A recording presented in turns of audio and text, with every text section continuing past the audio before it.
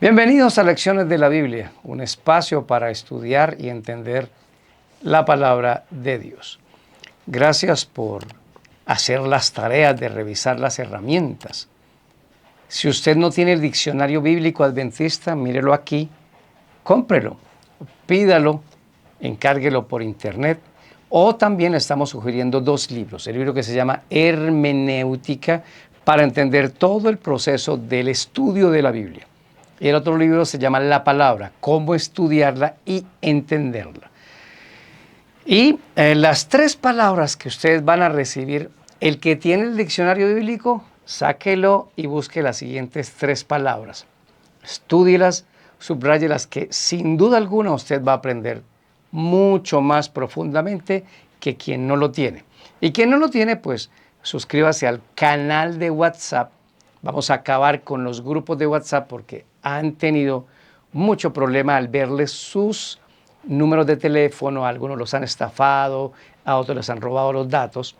Así que los vamos a mudar a un canal de WhatsApp esta semana. Se lo estaremos enviando para que vayan a ese canal. En el canal de WhatsApp solo se pueden ver los videos y las herramientas a un OneDrive, porque es lo único que deja colocar ahí. Ya los audios no llegarán al canal de WhatsApp. Así que el que no necesita los audios se muda al canal de WhatsApp, que lo puede pedir a este teléfono. Las tres palabras claves para la herramienta del Diccionario Bíblico Adventista son las siguientes. La palabra creación, la palabra serpiente y la palabra muerte. Así que nos alegra mucho que ustedes sean muy buenos estudiantes. Ya saben que el Señor se va a revelar a todos aquellos que con corazón humilde y sincero quieren aprender de Él. ¿Qué estudiaremos esta semana? El título es El Génesis como fundamento. Génesis significa los orígenes. En el Génesis está el fundamento de todo lo que hoy entendemos como la vida. La vida como hoy existe, como existió y como va a existir, están en el Génesis. Ahí tenemos conceptos muy importantes para funcionar en una sociedad dinámica y equilibrada al mismo tiempo. Nuestra sociedad se está desbordando, la liberalidad excesiva, el mal llamado progresismo, se está apoderando de las mentes de los hijos de Dios, exagerando el libre albedrío y no teniendo en cuenta que hay un equilibrio, pero que hay una responsabilidad con Dios. ¿Qué conceptos del Génesis están en peligro que necesitamos verlos para poder interpretar la profecía bíblica? Por ejemplo, el Dios creador y el creacionismo. Está el matrimonio entre el hombre y la mujer. Está la familia, cómo se establece y cuáles son los principios que la dominan. Está todo el sistema de alimentación y de salud. ¿Qué comieron antes del pecado? ¿Qué comieron recién salidos del Edén? ¿Qué les dijo Dios que deberían comer? ¿Qué dieta temporal dio para más adelante en el diluvio? Todo está ahí. Está la sexualidad única y exclusivamente para el sagrado vínculo del matrimonio legalmente establecido. Está todo sobre la ley de los 10 mandamientos. En el Génesis encontramos la mayordomía. ¿Quién soy yo? Yo soy la criatura.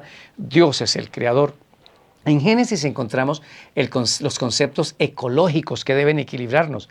Está el diluvio y el entendimiento de por qué los grandes cañones, las grandes montañas, las grandes grietas en la tierra, todo a raíz del diluvio. Está el surgimiento del pueblo de Israel como pueblo de Dios encargado para la predicación del Evangelio.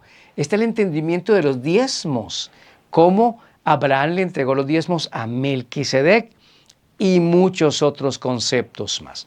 Por eso queremos darle la bienvenida a nuestra especial aventura de esta semana, en donde vamos a utilizar conceptos del Génesis para entender e interpretar correctamente la profecía bíblica. Lecciones de la Biblia. A continuación. Gracias a Dios, YouTube ha colocado la pista de audio en inglés y en español. Para cambiarla, coloque el video. Toque la pantalla y en la margen derecha superior va a encontrar una ruedita de configuración. toque la configuración y busque pista de audio y puede cambiarla de inglés a español y de español a inglés. Dios les bendiga. Vamos a orar. Buen Señor, queremos tu dirección y tu guía, por favor. Queremos buscar la verdad como es en Jesús, como está en la Biblia, sin cambiarla, sin prejuicios. Por eso te pedimos que tu Santo Espíritu nos guíe y nos acompañe. En el nombre de Jesús, amén. Vamos a estudiar 5 puntos, por favor. Aquí están. Coherencia divina desde el Génesis. Punto 2. Dios verdadero igual a verdad que no cambia. Punto 3. Pecado, muerte y problemática. Punto 4. La solución al problema. Y el punto 5. La serpiente. Vamos con el punto número 1. Se llama coherencia divina. ¿Qué es la coherencia? La coherencia dice así: unidad en el sentido de un texto cuya idea se transmite a lo largo del escrito y cuyo sentido no cambia. Eso es lo que Dios tiene en su palabra. Mucha coherencia. ¿Qué significa? Que Dios no está diciendo una cosa hoy y está cambiando las reglas de juego mañana. Cuando vayamos a interpretar la Biblia, digamos, si esto lo estableció Dios en el Antiguo Testamento, ¿no lo va a cambiar en el Nuevo Testamento? ¿Qué cambia? ¿Qué no cambia? Es mucha coherencia la que hay. Malaquías capítulo 3, versículo número 6. Hijos de Jacob, yo soy el Señor y no cambio. Por eso ustedes no han sido consumidos. Aquí hay una claridad de que Dios no cambia. Quiero que vayamos al libro de los Hebreos, el capítulo número 13, para que confirmemos más sobre este texto. Hebreos 13, 8. Jesucristo es el mismo ayer, hoy y por los siglos. Y en el siguiente texto dice: no se dejen llevar por vientos de doctrinas. ¿Por qué? Porque la Biblia tiene mucha coherencia. Miren, una de las profecías más largas de la Biblia, o la más larga, es la profecía de los 1260 años, que incluye una porción que se llama las 70 semanas. Es tan coherente Dios que cada fecha se cumplió exactamente como Dios lo dijo en esa profecía. ¿Qué eventos había ahí? Está el inicio de la reconstrucción de Jerusalén y de sus muros. Se anunciaba ahí el bautismo del Mesías, que se cumplió en el año 27 y decía que debería ser en el año 27. La muerte del Mesías debería haber ocurrido en el año 31 después de Cristo, y así ocurrió. El rechazo divino de Dios a Israel como pueblo predicador ocurrió exactamente en el 34. El pueblo de Israel es desechado como pueblo predicador en ese año. Y 22 de octubre de 1844, el comienzo del juicio investigador. Eso se cumplió de una manera exacta. Dios guarda coherencia perfecta con estas cosas. Entonces, conceptos como los 10 mandamientos, el sábado, el diezmo, el orden en lo que debemos comer y no debemos comer, la venida del Mesías, el surgimiento de un pueblo que debería cumplir una misión, todo se fue cumpliendo en la historia completamente. Hoy nosotros estamos en el último periodo de la historia y debemos ser muy coherentes. Dios no cambia las reglas de juego. El método de salvación siempre ha sido el mismo. Por gracia en el Cordero, por gracia en Cristo Jesús. El pacto siempre ha sido el mismo. Recibió nombres distintos por situaciones que sucedieron o con las distintas personas que Dios lo realizó, pero el pacto no cambió nada. Antiguo y nuevo no cambió nada, solo la actitud de quienes buscaban a Dios en ese pacto. Entonces, un primer elemento que hay que tener muy en claro cuando interpretemos la Biblia y la profecía bíblica, que es toda la Biblia, pero nos vamos a concentrar en muchos elementos de Daniel y Apocalipsis, se llama la coherencia. El hilo conductor, que es el amor de Dios, siempre permanece hasta el final. Es más, la segunda venida de Cristo sí está presente en muchos eventos del Antiguo Testamento y por eso guarda coherencia cuando se hable de la segunda venida en el Nuevo Testamento. Vamos al punto número 2. Dios verdadero, verdad inmutable. Hay una lucha entre el bien y el mal, hay una lucha entre la verdad y la mentira. Nosotros debemos creer a la verdad. El diablo está interesado en torcer la palabra de Dios. A Eva le torció el texto que Dios había dicho. Dios dijo, no coman de ese árbol y de los demás pueden comer. Y el diablo tuerce el texto y dice, con que Dios les dijo que no coman de ningún árbol. Y eso torció la mente de Eva. Tentación de Cristo. Tírate que a sus ángeles mandará cerca de ti, pero omitió que te guarden en todos tus caminos, porque yo hago la voluntad de Dios y los ángeles ayudan. Esa parte la omitió. Entonces es experto el diablo en meter tonos grises dentro de la interpretación. Miremos algunos textos. Vamos a ver el libro de Hebreos, capítulo número 2, versículo 1 al 3. Por tanto, es necesario que prestemos más atención a lo que hemos oído, no sea que nos extraviemos. Porque si el mensaje anunciado por medio de los ángeles fue firme y toda transgresión y desobediencia recibió justo castigo, ¿cómo escaparemos nosotros si descuidamos una salvación tan grande? Esta salvación fue anunciada primeramente por el Señor a los que la oyeron y nos la confirmaron. Está muy claro, ¿no? Dios dio por medio de los ángeles en toda la Biblia una gran cantidad de información que es luz a la cual debemos estar atentos, una verdad que está establecida. Voy a leer Isaías capítulo 40, versículo número 8. Si la hierba se seca y la flor se marchita, la palabra de nuestro Dios permanece para siempre. Siempre estará ahí. Es una verdad verdadera. Es una verdad que no cambia. Bien claro. Vamos al libro de Juan capítulo 14, versículo número 6. Jesús le dijo, yo soy el camino y la verdad y la vida. Nadie viene al Padre sino por mí. Yo soy la verdad. Así que cuando estamos estudiando la Biblia y queremos llegar a la verdad, hay que encontrar las verdades en Jesús. ¿Qué creyó Jesús? ¿Qué día guardó Jesús? ¿Qué leía Jesús? ¿Cómo perdonó Jesús?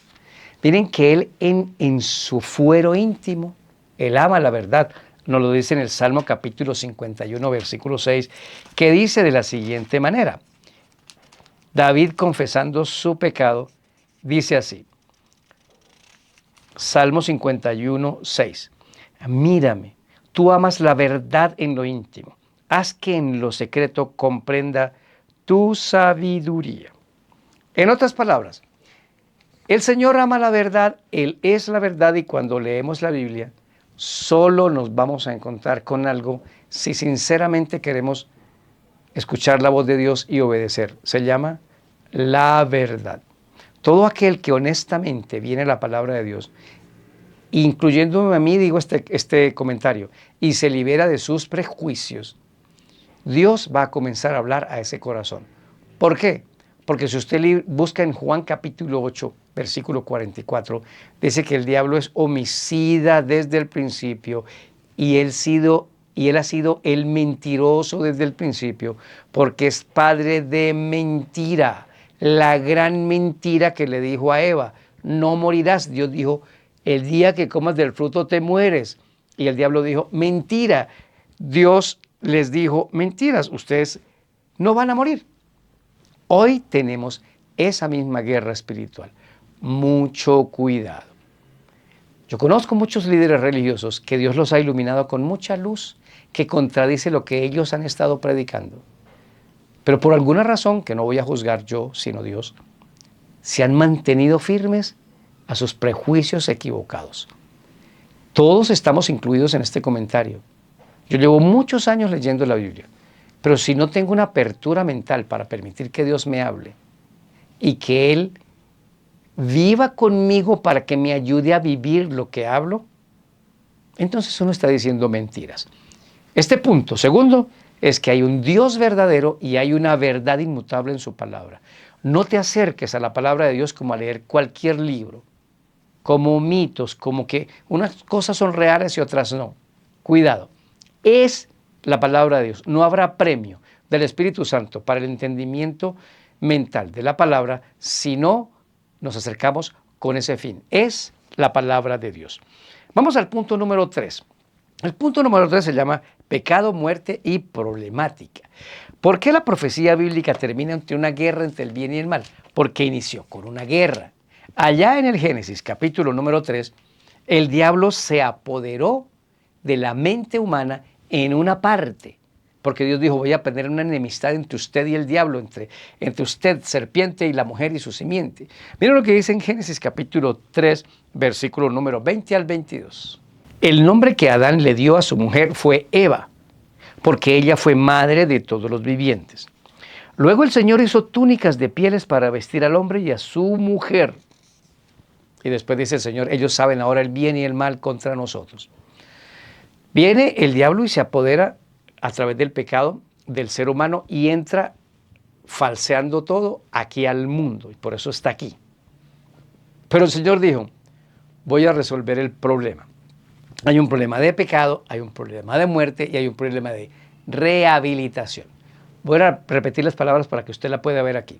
Pecado, muerte y rehabilitación. Entonces Dios dijo, para comenzar a arreglar ese problema, ustedes se hicieron unas túnicas ni siquiera túnicas, delantales de higuera que se les van a secar. Usted sabe que es un delantal, solo cubre por delante, por detrás no se puede cubrir. ¿Cómo caminarían para que no se les viera desnuda la parte de atrás? Dios dijo, no hay problema, les voy a dar túnicas de pieles. ¿Pieles de quién? ¿De un animal? Entonces Dios tuvo que agarrar un animalito, que sabemos que es un cordero, porque después lo que mueren son corderos, o alguno de estos animales, le quita la piel y tiene que haber una muerte para darle una piel nueva al ser humano para cubrirlo. Eso representa el punto más grande de toda la Biblia, el cordero que es Cristo. Sin él no puede haber salvación. Y como un reflejo dijo, quito la piel al cordero y se la pongo a usted. Para quitarle la piel al cordero, tiene que morirse. Por eso ahí se nos presenta la gran problemática y la solución al problema también. Entonces, la problemática es un pecado que llega al ser humano y lo atormenta. Pero el Señor dice, yo vengo, yo voy a librarlos, voy a vestirlos de una manera tal que ustedes van a quedar libres. Miren lo que dice Génesis capítulo 3, versículo número 15. Yo pondré enemistad entre la mujer y tú, o sea, la serpiente, y entre tu descendencia y la descendencia de ella. Ella te herirá en la cabeza y tú le herirás en el talón. Esa es la gran batalla. ¿Y a qué se refiere? Se refiere a dos eventos muy interesantes que ahora quiero mostrarles. Mire que Génesis capítulo 4, versículo 4, dice, y Abel llevó también algunos de los primogénitos de sus ovejas, de lo mejor de ellas. Y el Señor miró con agrado a Abel y a su ofrenda. Entonces, la problemática requería una solución y esa solución iba a venir a través de un sistema de sacrificios de corderos. En Génesis entendemos que hubo un problema que se llama pecado y que nos trajo la muerte y que hay una problemática en la vida que se llama el ser humano y el pecado destruyéndose a sí mismo. Pero que la solución iba a estar en el cordero. Por eso pasemos al punto número 5. La solución. Esta solución en el tema del Apocalipsis va a aparecer mucho, porque el cordero es el que triunfa y el que gana. ¿Se acuerdan? Tomó unas pieles de cordero y se las puso a Adán y Eva, y entonces ellos con esas pieles de cordero puestas no fueron muertos, porque el que murió fue el cordero para darle esa piel. Ahora voy a leerles en Apocalipsis capítulo número 5, versículo 4 y 5, la importancia del cordero en este proceso de la salvación. Génesis 5, 4 y 5 dice así: yo lloraba mucho al ver que no había nadie digno de abrir el libro, ni de leerlo, ni de mirarlo. Uno de los ancianos me dijo, no llores, pues el león de la tribu de Judá, la raíz de David, ha vencido y puede abrir el libro y quitarle sus 7 sellos. En ese momento vi a un cordero en medio del trono y de los 4 seres vivientes y en medio de los ancianos. Estaba de pie y parecía haber sido inmolado. O sea que Génesis 5 está ocurriendo una escena que ocurre muy cerca de la resurrección de Cristo cuando asciende al cielo. Parecía inmolado, parecía sacrificado, como si las cicatrices todavía estuvieran frescas, que se le podían ver, porque parecía como que había sido sacrificado. ¿Qué hay aquí en la solución del problema? El Cordero murió, y cuando el Cordero muere, y lo vamos a estudiar en la profecía bíblica, nos dio a nosotros la oportunidad de salir de la muerte. ¿Cómo? Aceptando a Cristo y recibiendo el bautismo. Pero el segundo punto es que hay que ser rehabilitados. Al ser humano le gusta pecar, y esa rehabilitación tiene que venir como producto de una compañía y de la gracia de Dios. Voy a leer para ustedes Juan capítulo 8, versículo número 11, para que entendamos este punto de que la salvación está completa no solamente con la muerte de Cristo, sino con la rehabilitación del ser humano. Juan 8, 11. Ella dijo: nadie, Señor. Entonces Jesús le dijo: tampoco yo te condeno. Vete y no peques más. A María, a la mujer adúltera, le estaba diciendo esto: yo te perdono, pero tienes que irte y no pecar más, rehabilitarte. ¿Y cómo me voy a rehabilitar, Señor? Sigue conmigo. Esa es una tarea que no puede hacer el ser humano, porque como no eres capaz de amarme para obedecer la ley, yo voy a rehabilitarte, te voy a ayudar a que me ames y termines guardando mi ley. Por eso Juan capítulo 1, versículo 29 y 30, Juan miró y dice: este es el Cordero que quita el pecado del mundo. La figura central de toda la profecía bíblica es Cristo, el Cordero. Sin el Cordero no hay salvación, sin el Cordero no hay rehabilitación. Así que eso va a ser un punto muy importante que seguiremos desarrollando. Y vamos al último punto: la serpiente. En Apocalipsis capítulo 12, 7 al 9, se dice bien en claro que una batalla en el cielo. Miguel, que es Cristo, y sus ángeles lucharon contra el dragón. Y el versículo número 9 dice: y fue echado la serpiente antigua, el dragón, que se llama Diablo y Satanás. ¿Quién es esa serpiente que aparece en Génesis y que aparece en Apocalipsis? Miren qué congruencia de la Biblia.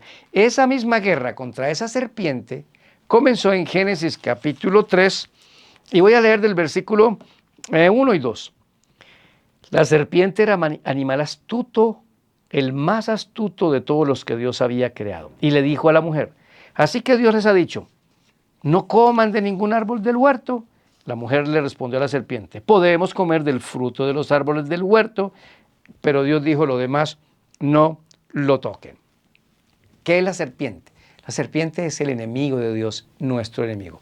Es el diablo. Y por eso la profecía bíblica nos va a llevar hasta el triunfo del Cordero, que ya no va a ser como inmolado, sino el león de la tribu de Judá, y que vendrá victorioso y que va a ganar esta batalla.